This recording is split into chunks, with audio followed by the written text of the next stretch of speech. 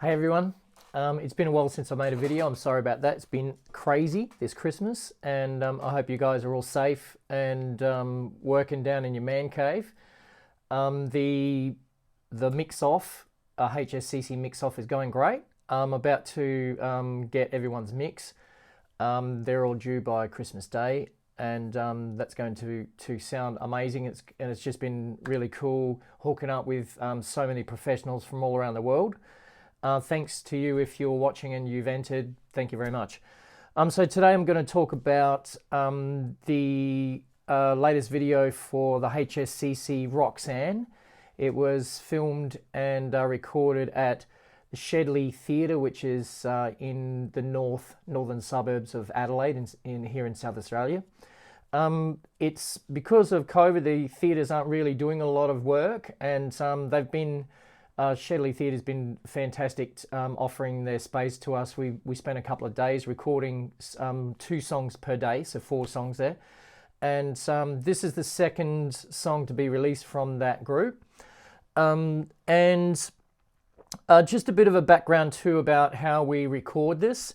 This is recorded on an iPhone, 2 iPhones actually, an iPhone 11 and an iPhone 7, which we were just decommissioned because it gets a little bit funny, the 7. I think the iPhone 7 did heat up a little bit too much, its processor, so we're going to replace that with an XR, and that will make things even better. So they are attached to gimbals, like this is a DJI gimbal on Osmo. These are really cheap, you know.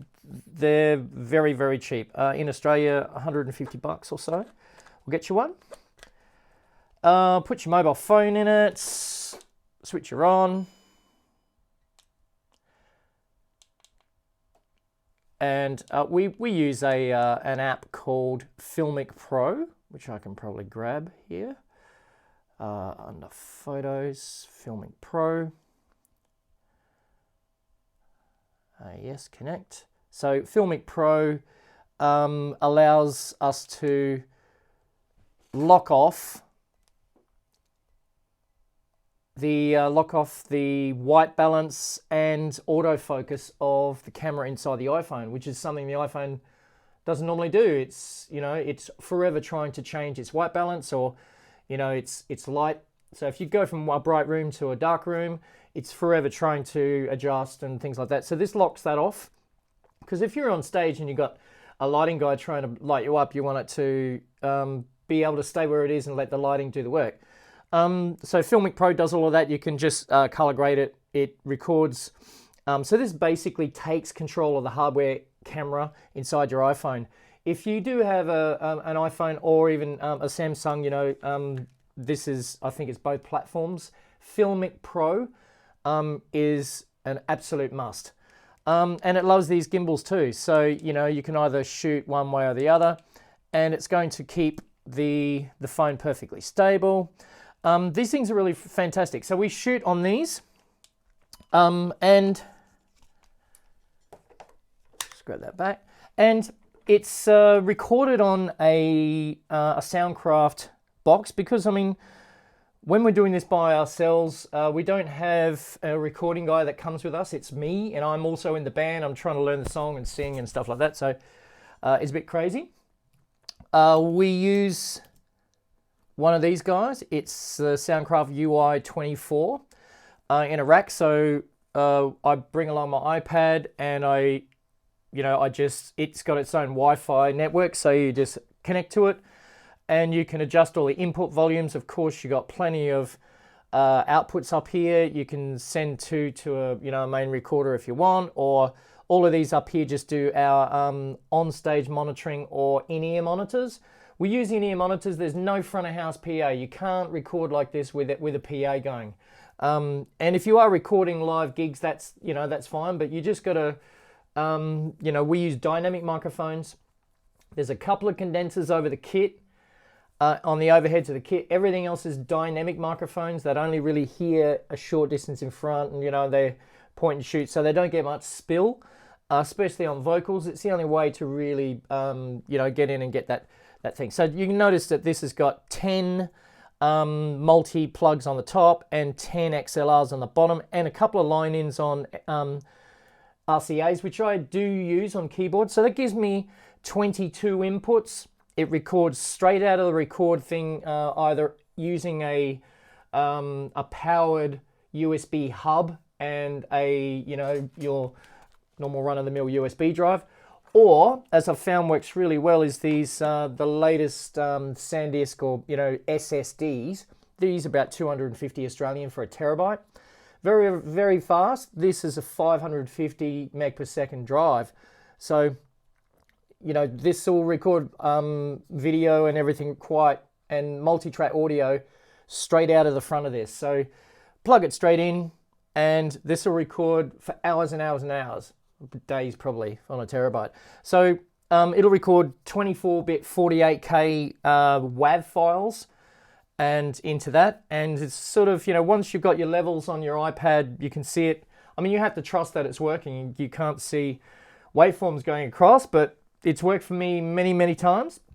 So Soundcraft, thank you for that. Awesome, awesome little unit. I really can't find anything else that's as compact as that, that works that well. So also, I do bring all of those takes into Logic. So here's all of the takes of Roxanne from the very first time when I press record back here. This is, well, it's an hour, 53 minutes. So 53 minutes is worth of recording. We're just learning it. You can see, and over here we're swearing and pointing and stuff, right? And then we're starting to get better and better and better. Ding, ding, ding, ding. The last couple of takes generally is where it's at. So I have already mixed this track, so I'm not going, this isn't really a mixed video. I will go through what I've done. Before I do that, I want to show you a little bit of behind the scenes stuff. Probably that's a video edit. So let's go. The couple of cameras that we're using. This is the iPhone 11 shot by Pat McBride. He's at Smakon Content.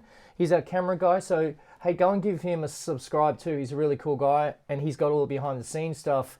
So Smakon, S-M-A-K-O-N, Smakon Content. This is his camera, iPhone 11. Now you're hearing what the camera hears. I'll just action. Here we go.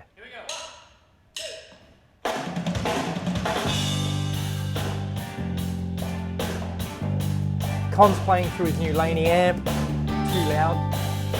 Turn down. Look how loud it is. Drum kit, percussion.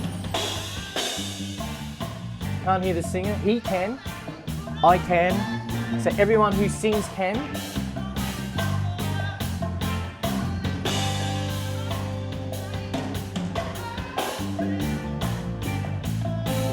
Two guitars. George over there on the right, next behind me, is gonna. He does the solo as well. He's playing through a Laney amp with a 57 on it, and Jan is playing through his pedal board. He doesn't use a. You know, he has a monitor on stage. He doesn't use a cabinet, so I don't get any spill from his guitar. That's really good as well. So that's that one. Let's have another look at another angle. This is a friend of mine with a GoPro up the back. So this is up in the theatre, up in the seats. Now you can see here the gimbal that Patter has on a long arm. So one of these gimbals on a long arm with his iPhone 11, and there's another one on the other side, which is Dan holding the 7 on another gimbal. They're DJI Osmo Mobile 2s, those gimbals.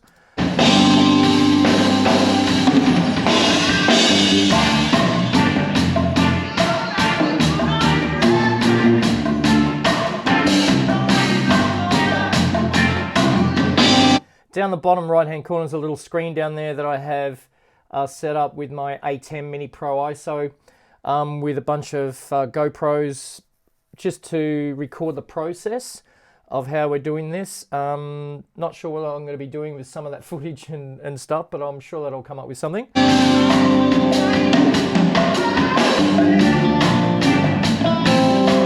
So you get the idea. There's no PA. Here's the other camera, the 7.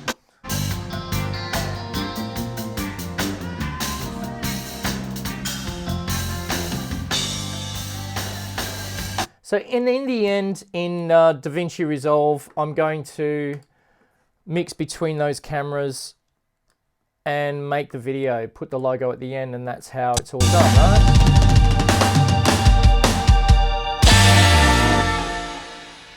So, you know, they're really just iPhones are shooting. This particular one is shot at it's not 1980, 1080. It's a 1080 with, I believe, 60 frames per second. We gave it a go. It came out pretty good.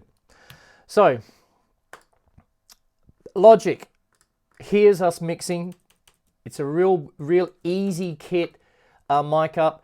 It's a Beta 52 on the kick, your normal egg-shaped one, but I'm triggering it because it's what I do, keeps the sub out of the kick. So I'm using, I'll put a limiter on just to make sure that all those little kicks in there all come out almost the same to the trigger. Trigger unit is a Slate trigger, trigger 2. Very cheap plug-in. If you haven't got one of these guys, go get it. It's definitely worth it. So it'll help you out in times like this. I've also got an R-bass pushing 63 Hertz, the magic 63 Hertz, and then I'm slamming it a little bit more by 3 dB. So it just gives me the perfect little kick. So without it, if I wasn't using the trigger, it'd be like that. Okay, snare. Now I've gone in and actually turned things up and down, especially in the rim shot parts. Just, you know, snipped them and turned them up a bit. But that's our raw snare. I've EQ'd a bit of the ping out, brightened it. Put a very small snare reverb after that to give it a little bit of space, just to make it sound like it was 3D and, you know, or two-dimensional and not, and limited, you know, slammed it a little bit with an L1. So that's the raw snare. I have put a sample triggered snare on top. Listen to it. Straight out of Trigger 2 as well. That one there is in the deluxe snares. The BB snare. I really, wow, the snares and toms in this are crazy. So I needed a sort of a more ambient, bright snare. And so if I put those both together,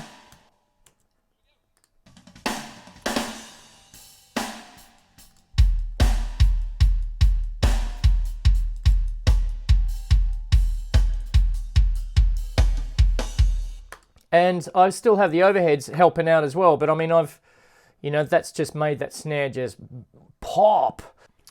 Okay, toms. Toms are definitely a real easy one here because I'm using the virtual mix rack and I'm just going rack tom under drums and I'm just adding one of their gates. So they've got a fantastic gate, couple of pink ones here, the Gate Classic for everything else, vocals and stuff, and a gate drums which just works. I always pull back you know, the cut filter on the top so that it just listens to the bottom end, you know, 700-ish, right? Below that, just to open the gate when it hears the tom, the big sound. And that really stops it from triggering with a snare or anything like that. So that's stock standard. I did put an EQ, but I don't even think I even used it. No, did not. So that already sounded great straight out. So went to the floor tom, same thing, VMR, changed it to floor tom, under drums, floor tom. I put the gate and set it. And that's all I did. Let's have a look. EQ, didn't need it. I've got an L2 just to lift the babysitting, doing nothing. Now these guys are bussed together, so I've set them to bus 2. Selected them both, changed the output to bus 2 or whatever bus, named it toms, and I've EQ'd them a little to take out a bit of the bottom end bass. That's 123 hertz I've cut there. I've put an L1 babysitter limiter. I put those on a lot on channels just to make sure that they don't overdrive. And I've put the Verb Suite, which is the reverb from Slate as well. Fantastic. Now this one's just the FG that comes out straight out standard. As soon as you load it up, and I've just adjusted the dry wet. So the toms by themselves, let's find a bit where they're playing together here.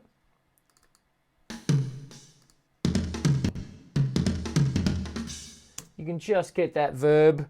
They're popped through. I use that to check whether my left and right overheads were correct. Sometimes I get them wrong.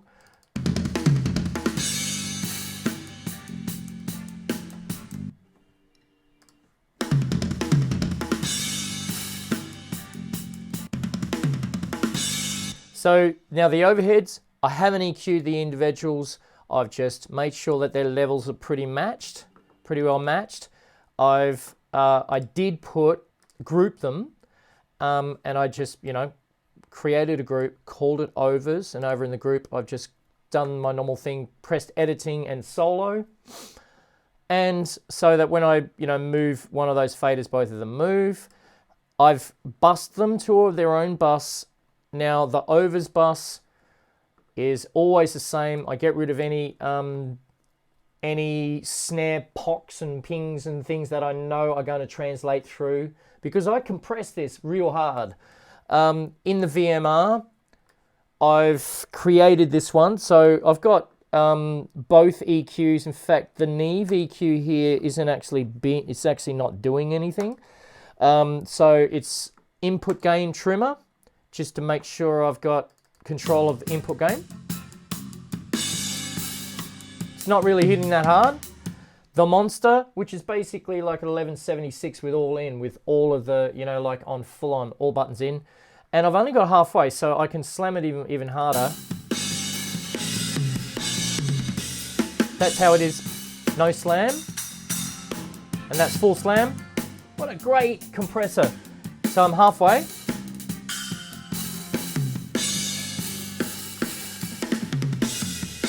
Let's listen to the drums all together.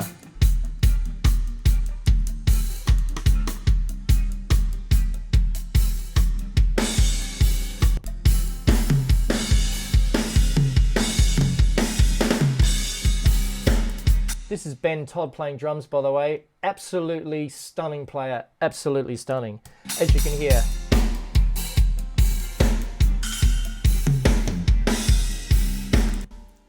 Even the opening, like this is Dad on percussion.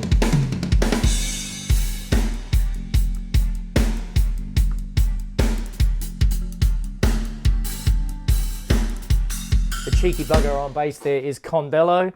We'll get to his bass in a second. All right, so percussion next. 57s on those, no condensers. It's pretty. One is getting the tambourine side, and I've just dialed in lots of reverb on that. The reverb on this track's of course the chroma verb, dirty chamber. The percussion right track is the congas.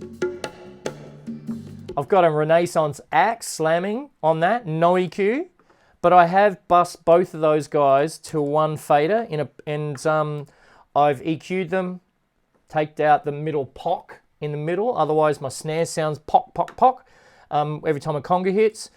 Slammed them quite hard with an L3, and I've given it the same percussion reverb that I always do. It's a Logic percussion room. It's under medium spaces, rooms, percussion room. I think I've haven't even touched the EQ. So this is stock standard from the Space Designer reverb. Absolutely crazy good stuff in that. All right. Percussion and drums quickly, then we'll move on and add some things like the bass. Here's everything together.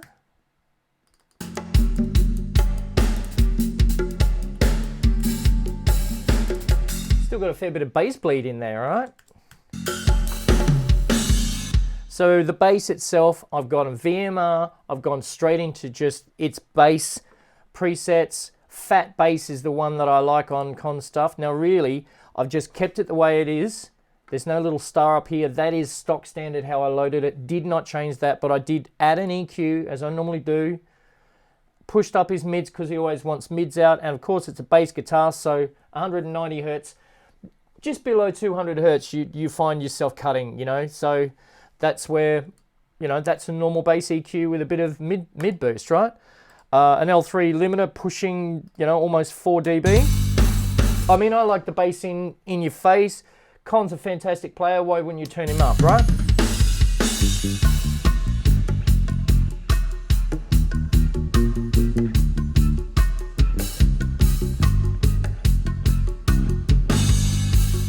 It's hard to believe this is a live performance and you can't hear the singer in there much, you know, like this is how you do it. There's no PA, in-ear monitors, dynamic microphones. That's the key, right? We've got 2 guitar players here. Jan Nico, I'll just solo him. That's him there with the Strat in the middle.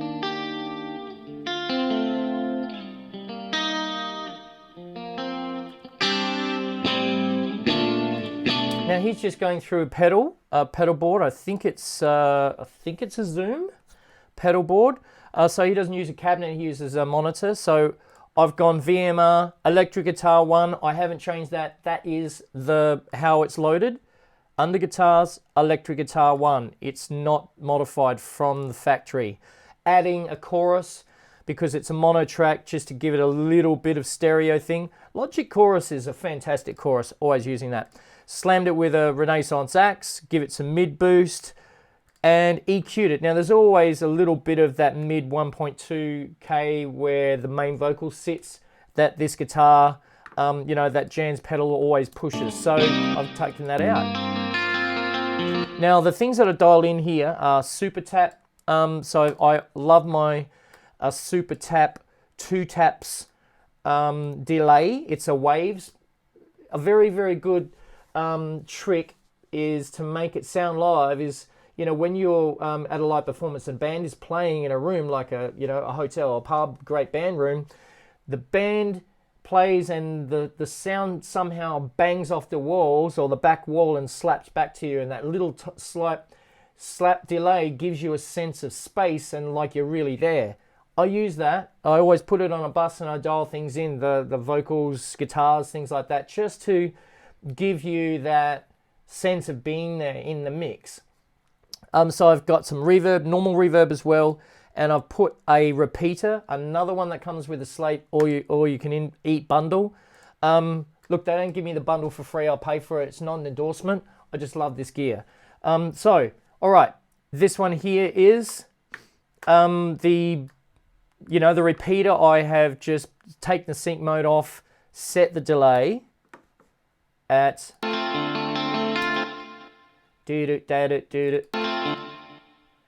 and I think, you know,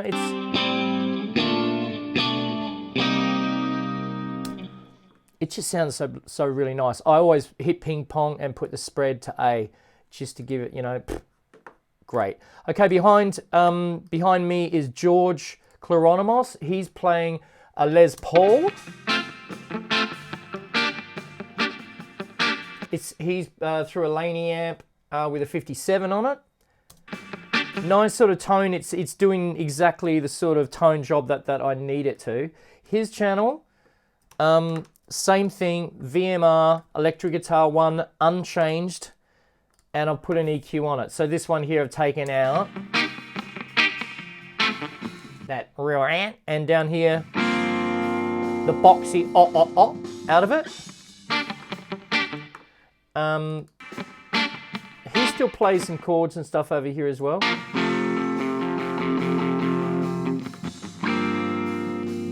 And he also does the solos. So I've basically just cloned that track, panned it to the center, and just given it a lot more, just turned it up and given it more super tap.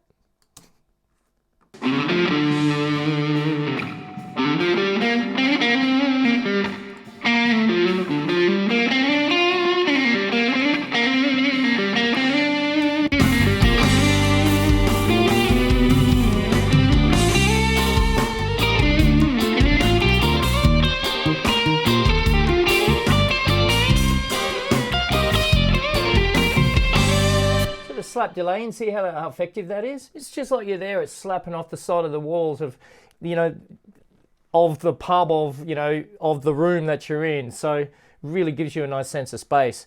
Vocals next. I've added my keyboards down the bottom here, which I use the RCA ins on the UI24. And one side level was very small. I had to boost it up in Logic, but as you can see, it doesn't look too healthy, the other side, but it came out okay. It's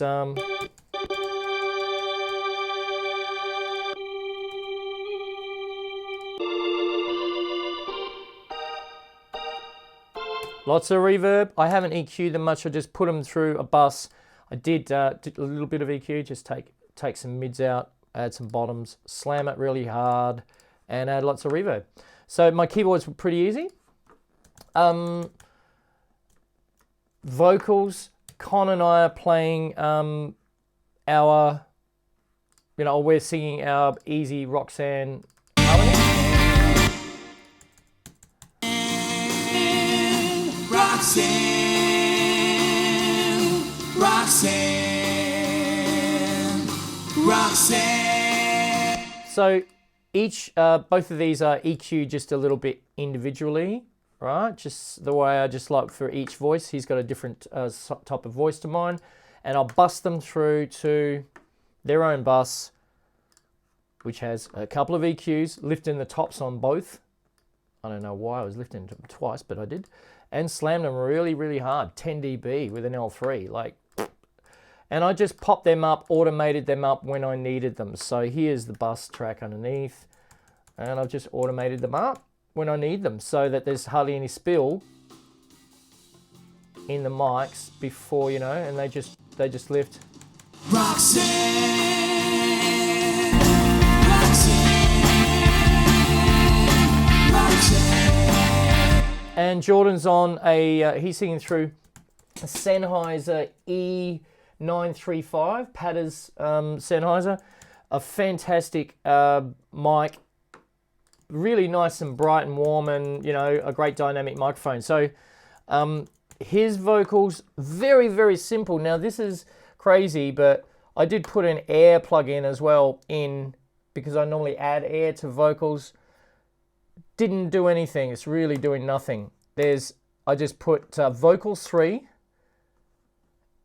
and I just modified, you know, a bit of bass and mids. I mean, look, it's hardly really doing anything. The EQing and because, you know, he's right up close. I'll tell you again, it's a bad way. Got it compressing a lot. Roxanne, you don't have to put. So you can hear, and, you know, I've got a bit of reverb, so I've just added a bit of reverb. There's nothing else happening. And remember, I normally draw in and out on a vocal here too, and I have not done that with him. So I'm leaving his mic in the way it is. It's just devoid of much processing. It's really raw the way it is. Came out great, and, you know, together it's just a fantastic. You don't have to put on the red light. Told you once and I'll tell you again, it's a bad way. Roxanne. It's just. Have to tell you just how I feel. I will share you with another boy.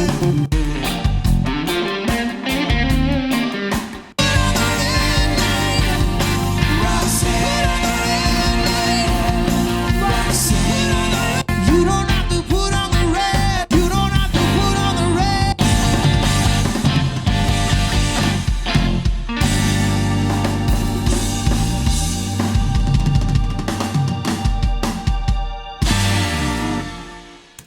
It's great working with a band like that. The master, my master is always generally the same. I have a trimmer. I go into the USA A sounding channel. I'm not actually using that EQ at all. I've got a little bit of air, a little bit of earth, and I always have the blue modern one just moving enough to, you know, because the trimmer I've got back here backed out to, you know, -10. I don't pull the Logic faders back. I leave them up, and put one of these on and pull it back 10 dB and just let it do the work on the input. So it doesn't run the Logic input too hot. I let this do the work of, you know, taking up the slack. And, you know, it's the dynamic room on that, you know, this goes through Lander mastering on medium balanced. I bring it back into Logic as a restripe.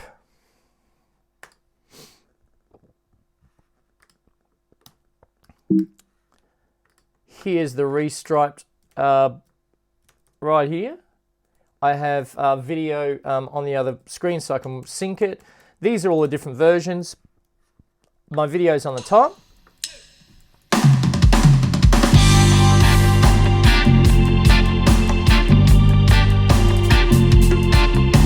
Now, once I know it's synced, I just EQ this particular version. It's come back from the mastering software. I make my little monitor, I go through all my monitors in mono and down and up and until I'm happy, making little modifications, and then, you know, with a babysitting L3 on them in case I go over the limit. And I always get a stereo imager, just push a little bit. I love the S1, it's nice and subtle in mono. I can't tell any phase difference when I widen it, so I just want a little bit of width. That Lander generally monos my mixer a little bit too much. So,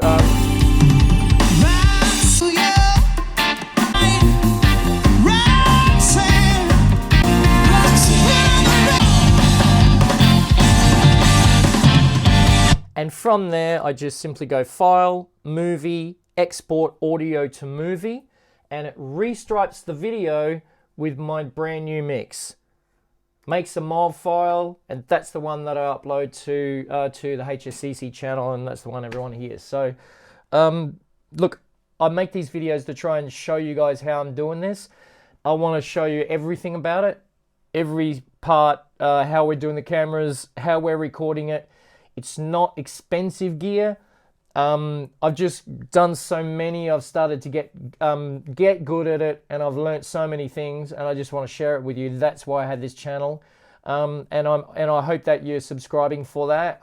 If you haven't subscribed, subscribe, hit the bell. So look, I'll be making more videos, giving you a look inside what we do. I hope that this is helpful to you. Logic is a fantastic mixing and creating piece of software. The kit is just so good. I love it, and I hope you do too. So I'll see you at the next video. Producer Nerd out. See you later.